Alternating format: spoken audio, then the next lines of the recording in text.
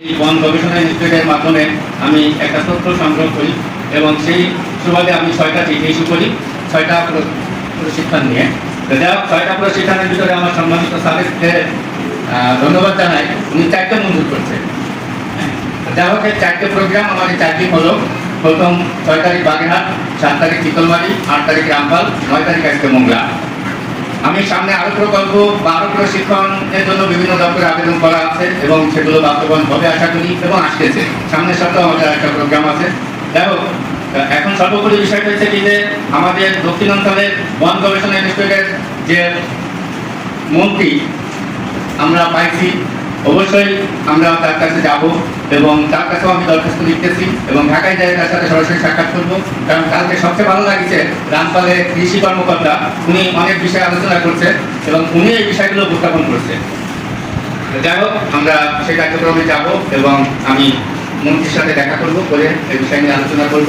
পাশাপাশি আমার সাংবাদিক ভাইয়েরা, যেহেতু আমার সহযোদ্ধা, আমি একটা পত্রিকা সম্পাদক, যাই হোক আমি আমার পত্রিকার প্রতিনিধি। আজকে আমি আপনাদের কাছে যে বিষয়টা আপনারা আজকে শিখছেন বা যে বিষয়গুলো শ্রবণ করছেন, এই বিষয়ের উপরে আমি আপনাদেরকে বড় জোরে বিনোদন করবো। আমন্ত্রণে আসছেন, তার মাধ্যমে আসবেন।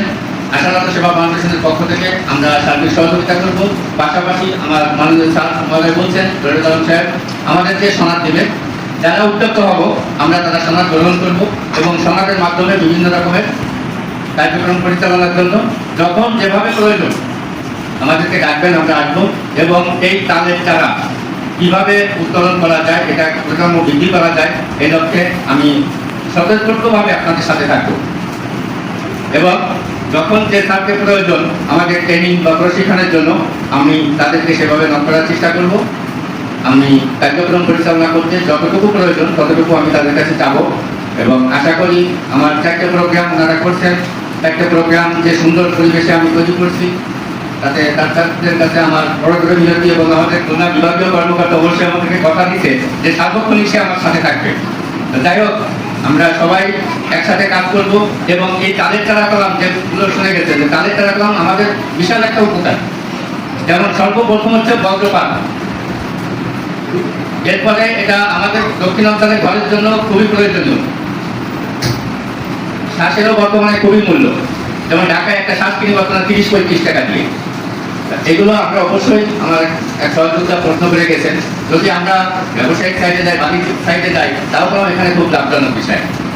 যাই হোক, সময় যেটা আবহাওয়া ভালো না, সময় স্বল্পতা,